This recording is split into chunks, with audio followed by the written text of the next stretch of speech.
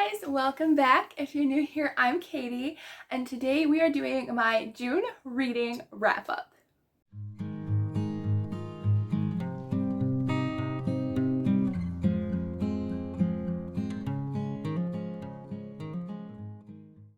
First off, I'm gonna tell you, this shirt, guys, it fits. I've been wanting to fit into this top for I'm not kidding, it's like at least 3 or 4 years, and guys, it fits. You have no idea how happy that makes me feel. I am down to I was 223 and then I gained a few pounds, but you have no idea how it feels to fit into this shirt, and I think it's a medium or something. And this top, I love this top. When I bought it, I was like, I'm gonna try hard to fit into it, and I do. You have no idea how excited I am about that, guys. Okay, anyways, voice, calm down. Calm down, voice, calm down. Anyways, that just made me really feel good right now, and you have no idea how happy I am about that. I looked in my closet. I'm like, I wanted to find a couple outfits to wear today because I'm filming a couple videos, and I was like, that's never gonna fit. Why am I even picking this from my closet? This has been in my closet for 3 years. It fits. It's not even tight anywhere. Well, it's kind of tight around the waist because they cinched it in a weird area, but everywhere else, the back area was super tight a few years ago, and it fits. You can't tell, but it fits. Okay. Anyways, so we are on talking about the books we finished. I need my reading journal. Handy dandy reading journal. Obviously, because I don't have all the books physically, but I love printing out my book covers. That is the one thing I love doing. See? Can't show you too much, but I did finish a whopping 18 books this month. And I DNF'd a couple, which I forgot to write down. Yeah, that's how great I am. So we're going to go through those first. But if I can remember. So, anyways, I finished 1 graphic novel. I finished 1 middle grade, 1 YA, 3 adult fiction books, and then 13 Christian fiction books. So another great month for Christian fiction. I had 3 3 stars. No, 3 3 stars. 1 2 star. Forgot about that one. That one didn't make it very far. 4 3.5 stars. 4 4 stars. 1 4.5 star. 3 5 stars, and 3 6 stars. I got 3 6-star books in 1 month. That's great. If you know me, I only give the best of the best 6 stars, and 3 of them made that this month. So really fantastic this month. And so as far as DNFs go, I don't really remember which ones I DNF'd. I know Beartown by Frederick Bachman. There was quite a few innuendos right in the beginning. There was also way too many characters to follow. We're following I don't know, 5, 6, I don't know how many main characters in the book. And I was just it's too much for my brain to handle. My imagination is overwhelming, but when it comes to that many characters, I just can't do it. So I DNF'd it based off of those reasons. And if you don't know what DNF means, I forget sometimes to mention, it means just did not finish. I decided to put it down and I'm not going to pick it back up. And then there was 1 or 2 other books, and I can't remember what they were. Oh no. Oh wait. Oh, I know. It's by Shannon Downing, I think her name is, and I'll show you a picture. It's called something about a wife. It's about a wife, and she's holding a knife in her hand, and I started that, and I can't remember why I DNF'd it. I think it had too much language or something in it, or maybe there was a love scene in it super quickly that was pretty graphic, so I was like, I'm not gonna finish that one. So that was the other one. I think that was the only 2 that I had for DNFs. I may have had 1 more, but I don't remember, and I forgot to write them down. That's just the way my brain is going right now. I will write them down later just so I don't forget personally. Okay, now let's go to the books we actually finished, and some enjoyed, some we didn't. So the only graphic novel that I read was Spy Family Volume 11. I gave it 3 stars. It was pretty good. This was better than the previous few. I don't know why I just gave it 3 stars. But in this volume, we're following a lot more of the young girl, which I was happy about because I do really like her. Anya, that's her name. But I do really like Anya's character a lot more than other characters in the book. So I was happy to follow her story, and it wasn't as graphic violence-wise as previous volumes were. So I was appreciative of that. And as a whole, the series is just okay. I really liked it in the beginning, but some volumes weren't that great. There's a very weird relationship between the sister and brother, adult sister and brother, that I'm like, the brother is kind of like pretty much very obsessive over her and very weird. So I was like, okay, that's a little strange. And then, as I said, the violence can get a little graphic with the fighting. And there's a few swear words here and there. So overall, it's just a meh series. Still trying to decide if I want to DNF it or not. I mean, I'm on volume 11 right now, or 12, waiting for that to come out. So, but it's just an okay series to me. Okay, on to the only middle grade that I read, which I have to find. And that was Raising a Lumi by Joan Bauer. I actually buddy read this book with my lovely friend Christine over at Keen Cat. I will link her channel down below. But we buddy read Raising a Lumi, and this was a very sweet read. I gave it 4 stars. Just a nice light read, but also hits on like topics of service dogs and what service dogs go through for training and stuff, which that's the reason why I really enjoyed this book. We're following a girl who, what's her name again? Olive. We're following Olive, and she is, she just lost her father. Her father passed away, and so she has no family other than a half-sister. Well, they've been pretty much strangers their whole lives, but her half-sister, who was, I think, like 15 years older than her or something, but her sister decides to take her into her house, and so they decide to live together. And it's a story about, like, strangers becoming like such a great sisterly bond. And then we also have the story of Lumi, who is in a pup litter, and she is going to be trained as a service guide dog. And so Olive ends up getting the task of training Lumi, and it's just a very sweet story. And I loved seeing all the different things that a service dog has to go through for training and stuff. And Olive also just has a great time of growth. And I loved that she put in that Olive was still seeing a therapist. I believe it was her therapist. But like, you know, any age, you know, if you really need help, there are people out there to help. And so I loved seeing her growth, how she was so open with her therapist and open, you know, in her writing and stuff. She had a journal that she wrote everything down in, and it was just, I really enjoyed the story. Love the dog. You know, even if you're not a dog person, I think you're going to enjoy this one. Yeah. Now I can partially see the books that I finished.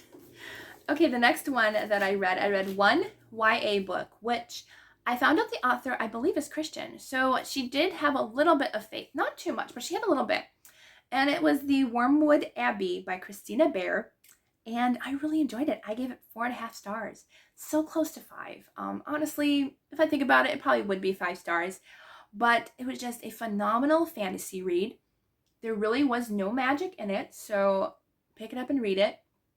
It was a phenomenal read. I can't wait to pick up the next one. So in this one, we're following a girl whose father finds out he inherited an abbey. And so he's like, you know, he wants his brother's family, his daughters, to be taken care of. So he's like, I don't really want to stay here. You know, I have a parish or whatever back home that I have to take care of. And so they find out that there's a lot of mysterious things happening around the abbey and strange creatures and stuff. And it was just a really great time. Really enjoyed it. And I can see why people have been really loving this series. I think I first heard about it from Chantel, and then the author actually contacted me through my email, and I was like, okay. So she actually sent me a copy, so thank you, to Christina for sending me a copy. And, you know, all these thoughts are my own, but I really enjoyed it. It was so good. Okay, now we're going to my least favorite book of the month that I actually completed, and that is Take My Husband by Ellen Meister. I gave it 2 stars, which is fairly generous. I would honestly probably put it down to 1.5, but I guess I was interested enough to continue it, I guess. So, in this book, we're following a woman who, she is kind of really been frustrated with her husband lately. He won't really let her decide on anything. They've kind of just been arguing a lot lately. And so she kind of thinks about, what if something happened to her husband? And so she's trying to figure out how to kind of do away with him. And she's talking about all this with a guy that she works with at her I think she works at the grocery store or something. But she talks about him, and he's like, oh yeah, you can get away with it. I'm like, who is this guy to tell her these things? Like, hello? So I basically wanted to finish the story because I wanted to know what happened. The things I didn't like about it was, well, she's trying to get rid of her husband. But I don't remember language in it. There might have been 1 or 2 swear words here and there, but there were 1 or 2 scenes of lovemaking between husband and wife, but I did skip over those very quickly. I think I was listening to the audiobook, but I was like, or it might have been the ebook, but I was like fast forward, okay, we're done. So they weren't super long or anything. They weren't overly explicit, but you did know, that they're, husband and wife. So yeah, aside from that, I wouldn't really recommend it. I just wanted to know what happened. That's really the only reason that I finished it, and I needed a book that had husband in the title. That's the other reason that I finished it. But honestly, I really wouldn't recommend it. It wasn't that great. But I was happy about the ending because it did leave me with a little bit of surprise, just a little bit. But I was like, okay. And, so I don't know what else to say about it. Just that it was very unmemorable. So I don't think I'll be remembering it. That's why I got 2 stars. And the things that I mentioned in it weren't that great. So, yeah.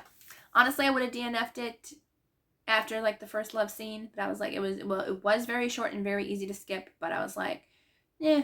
So, I would not be picking up another book by the author. The next one is Counterfeit by Kristen Chen. So I gave this one 3 stars. It had an interesting premise to it. I found it very interesting.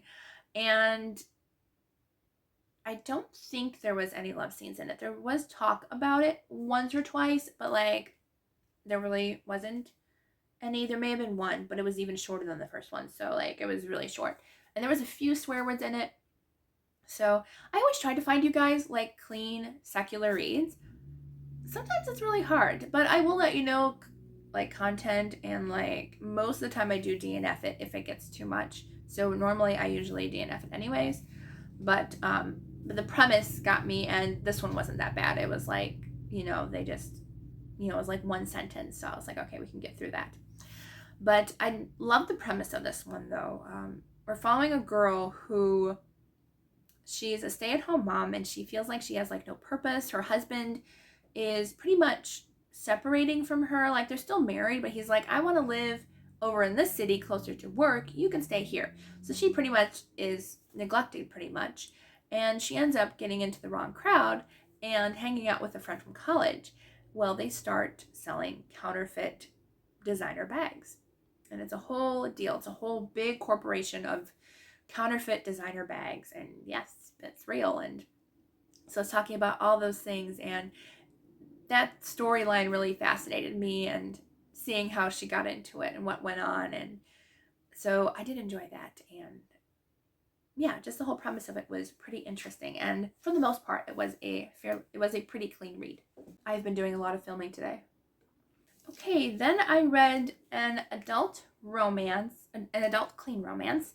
There is a little bit of faith woven in. Every once in a while there is in her books. And she is a Christian. And so I read the second book in the Loved by a Highlander series. It's on Kindle Unlimited. And this book was called Highlanders English Maiden.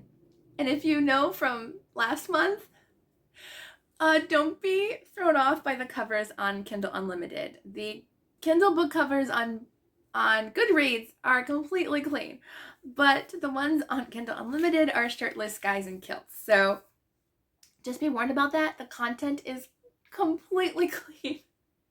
It's completely clean. There is no love scenes in it or anything. It's completely clean. I don't know why they chose those book covers. It's like, like me personally, I would not have picked it up unless I heard that it was clean. So they are clean completely, and they're great reads. So I gave this one 3.5 stars only because we used the first half of the book. They kind of rehashed the entire first book just with a different point of view, her friend's point of view. And so that first half, we're just rehashing what happened in book 1. So the first half was probably like a 1 star because of that. But then the last half of the book, we're actually getting her friend's story and, past that point. So that part was 5 stars to me.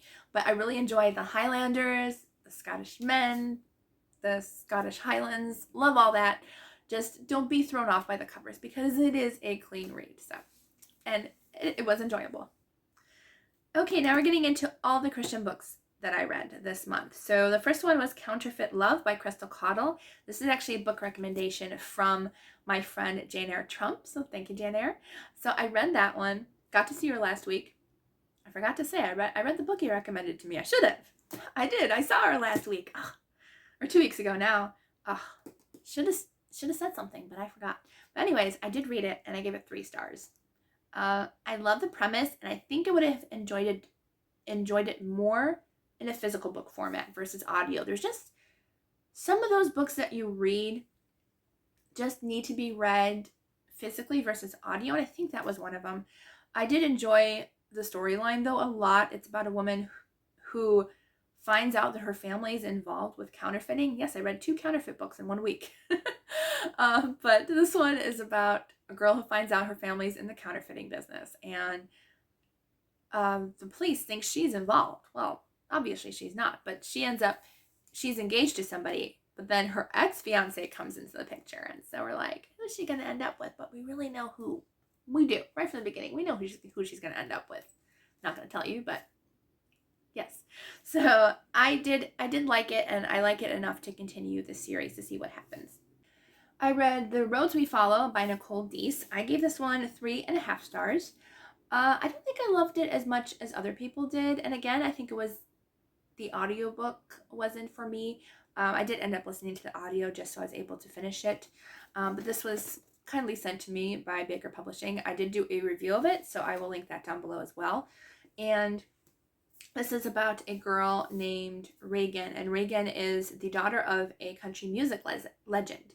Well, she wants to be an author, and so she kind of goes along that journey trying to create a pen name for herself because nobody wants to publish her work unless she uses her famous name, and she's like, I don't want that. So it's kind of the journey of her writing, of her family, and the struggles they all are going through with the music business and stuff.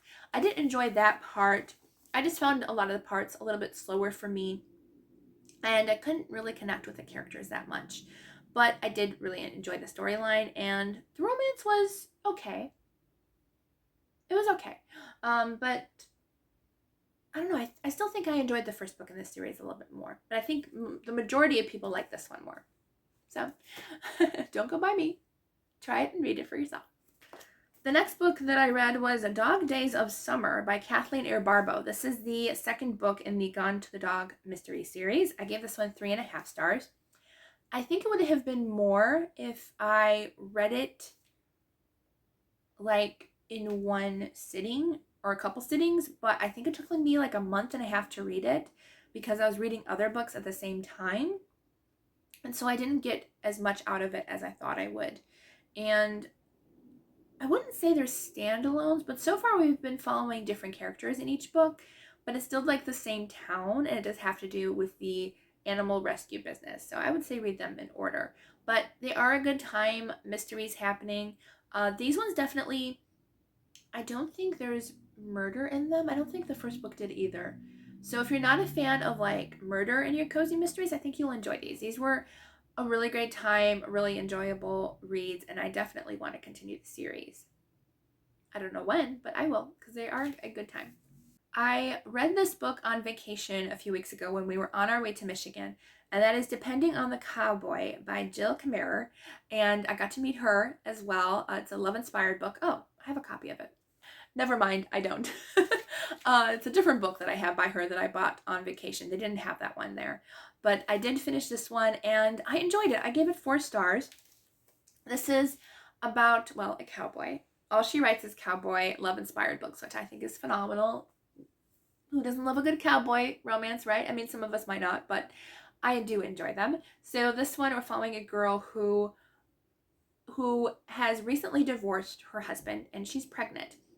And she takes her niece and nephew to this guy's ranch. And she kind of took them for the summer because her niece and nephew, their parents, are arguing and trying to decide if they want a divorce as well. So she takes them for the summer to her best friend, well, not best friend, but a friend that she used to know, and she takes them to his ranch. And I just really like the dynamic between all the characters, how the guy at the ranch, he's like, now he's stuck with 2 teenagers and a pregnant lady. What's he gonna do? So I just love the dynamic of all of them. How, honestly, I thought the teens were gonna be like, I don't know, like typical teens in books sometimes aren't the greatest, but I just love the way the teens stepped up. They went to work on the ranch, they did the job, and they had fun doing it. And I just love that, because it's like, I just feel like so many teens in fiction nowadays are like portrayed as like, I don't know, not that great, and it's like, not all teens are that way. We all have our struggles when we were teens, but it's like, have some good qualities. So I just really loved that dynamic, and the romance was really sweet, and I enjoyed it. It was a good time. A very summery read. If you want a summer romance, check that one out. I just finished The Lady with the Dark Hair by Erin Bartels. I actually finished this one yesterday. I think it was yesterday.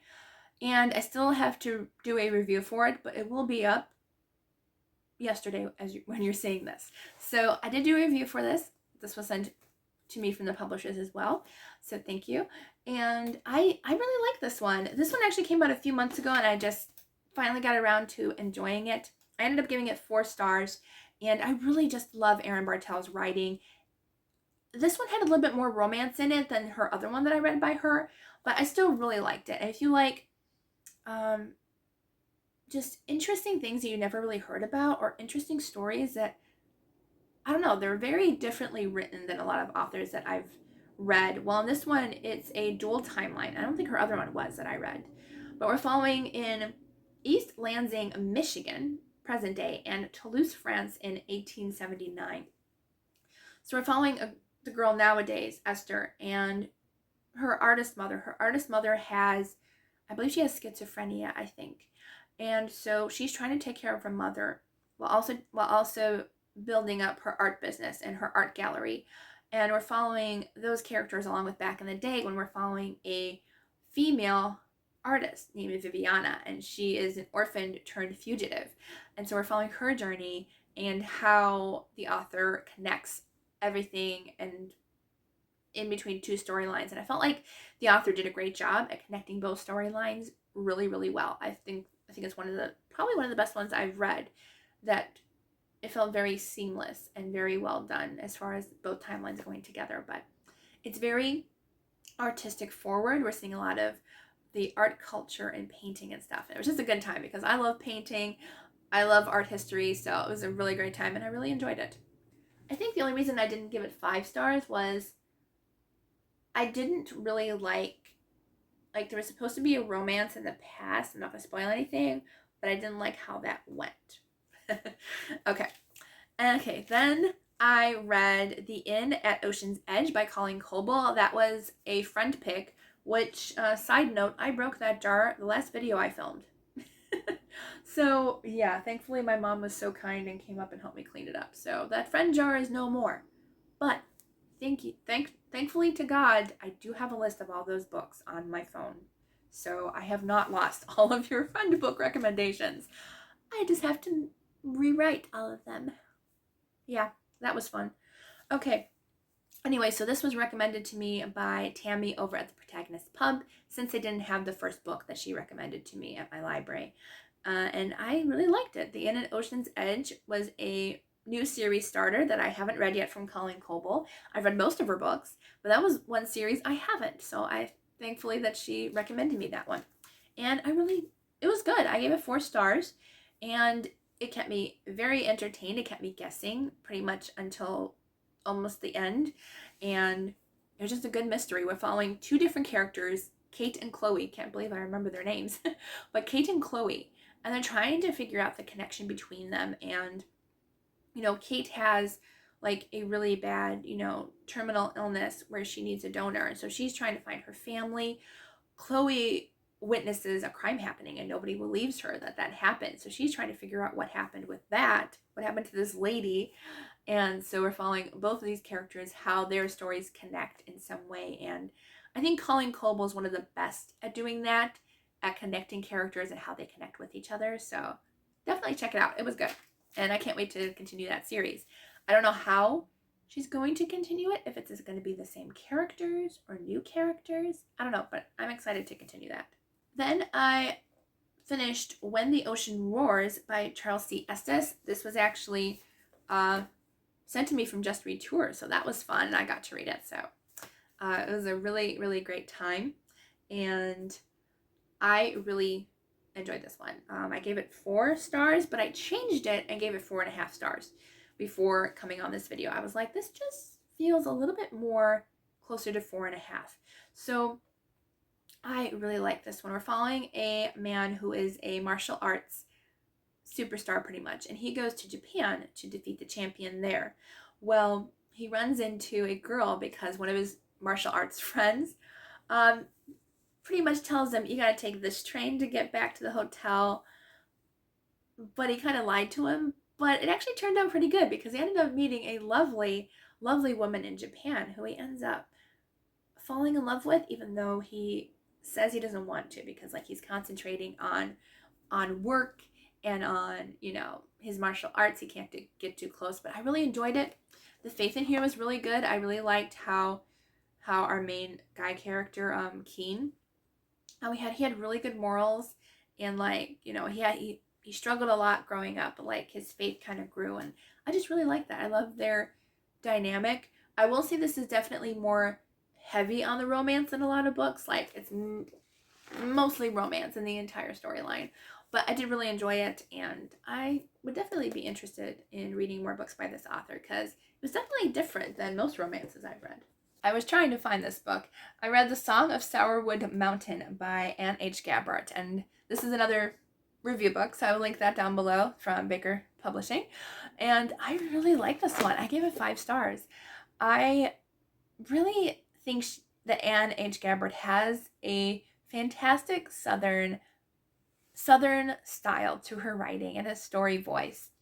And so this one we're following a girl named Mira, and she thinks her dreams of becoming a wife and a mother have been pretty much dashed to the ground. Her fiance passed away a few years ago, and she thinks she's never going to have that.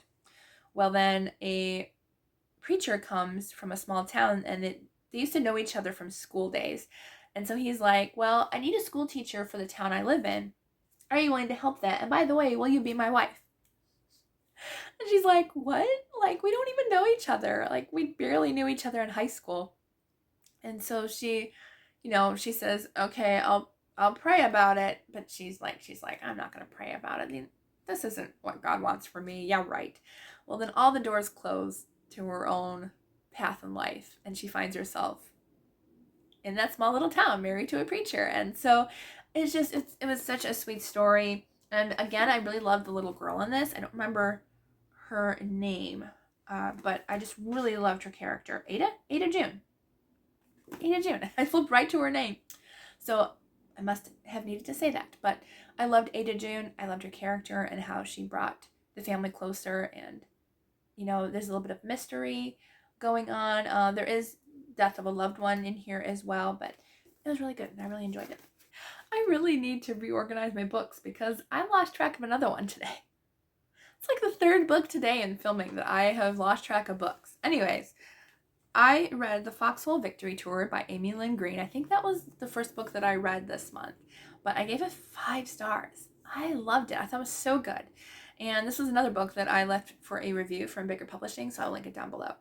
But it was just fantastic. Amy Lynn Green, I love her World War II fiction books. They are so different and so unique. This one is about the USO tours, and I loved that. I mean, that's probably like one of my favorite things about like World War II history is the USO tours, and just, you know, the people, both celebrities and people who were unknown, you know, went overseas to entertain the troops, and it was just a fantastic read. If you like World War II fiction, but like something quite different, definitely I recommend that one. I finished A Run at Love by Toni Shiloh. This is her second book in the A Love in the Spotlight series. I loved this one more than the first book. I gave this one 5 stars. It was just so sweet. If you want a sweet, great, friends to more romance, you will love this one. So we're following Piper and Tucker, and they've been friends their whole lives, and both of them have had feelings for the other without the other one knowing. And so we're seeing their relationship and their bond of friendship and how they deal with family drama and things going on in the story. And of course it has to do with horses and with the Kentucky Derby. It was just a really great time. I really loved their story, and yeah, I love the romance. And the first kissing scene when both of them kiss, you just have to read it to find out for yourselves, because that kissing scene was like such a sweet and beautiful kissing scene. One of my favorites to date. Loved it. It was so good. And now we're getting into our 6-star reads. Our best of the best this month. I cannot choose a favorite. They were that good. So the first one is Coal Black Lies by Cindy K. Sproles. Can't find my book again. That's the theme this month. But it was phenomenal. It was so good. This book was, you know, just as good, if not better, than the one that I read by her last year. It was just, Cindy K. Sproles is probably one of the best storytellers I have ever read in my life. She is so fantastic. In this book, we're following a husband and wife who have escaped from a coal mining town where the miners there, the town is run by this family. And so they give script to their workers, and the script is only good at their store. They don't get real money. So basically they're running the entire town, and they're really awful. And so this husband and wife have finally escaped from that life. Well, there was an accident and their little girl is killed. And so years later, they're almost to the point where they're going to break up.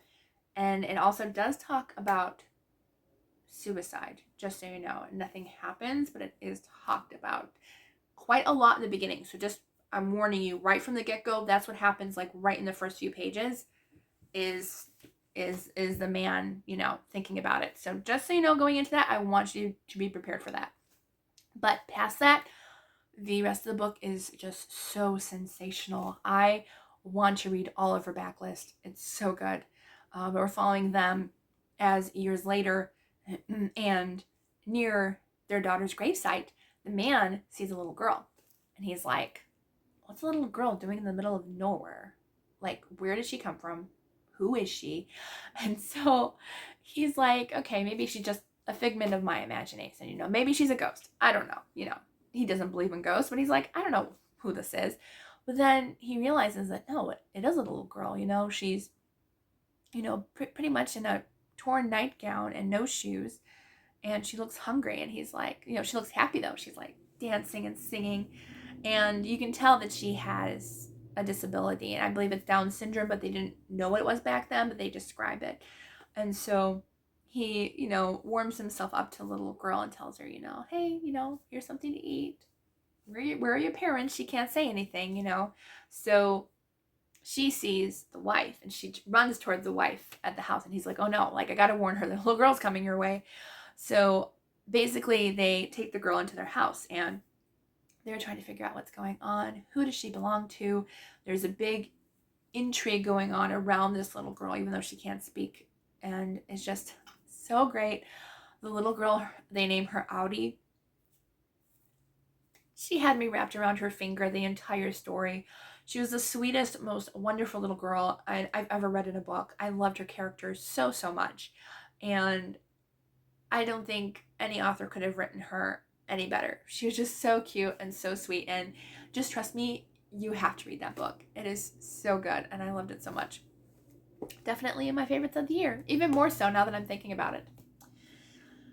The next book I gave 6 stars to was To Catch a Coronet by Grace Hitchcock. Loved it. My first experience with the author and won't be the last. It was a historical fiction rom-com. It had a little bit of intrigue and a mystery thrown in. It was just such a good time. I loved it. So in this one, we're following a girl who she thinks that the man she's been with for like a while, and he's been like calling on her, and she's like, you know, she has denied 2 fiancés before that.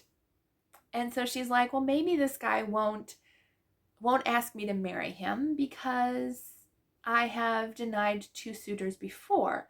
So she figures, I'm going to go to this big ball and ask him to marry me.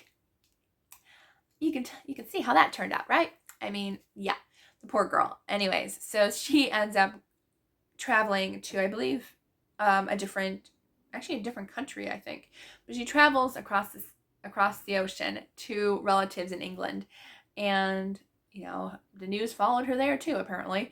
But she ends up meeting a wonderful man who they both mistake each other for not wealthy. So they're like, well, we can't marry the other because, well, not marry, but like fall in love, because they're like, you know, neither one of us are wealthy to each other, even though they are wealthy, but they don't know it. Anyways, it was just a fun time. It was entertaining. It had a little bit of piracy in it. Oh, you know me and pirates. Like, I did not expect pirates, but I was like, ooh, this is good. It was just fantastic. And I got another series by her already on my shelves that I bought while on vacation. And my friend Jamie sent me the other book in the series, so I have that to read this summer. And I can't wait. I love her book so much. And then the last book, which is my 6-star read, another 6-star read anyways, is For a Lifetime by Gabrielle Meyer. I did a review for this as well, so I will link that down below. But each and every one of her books in the Timeless series have just been fantastic. They've been so well written. The history in it, just, I love this series so much. And in each one of these, we're following a woman in this lineage of time travelers, and each one has a birthmark, you know, saying that they're a time traveler. And by a certain age, they have to decide which timeline they want to be in.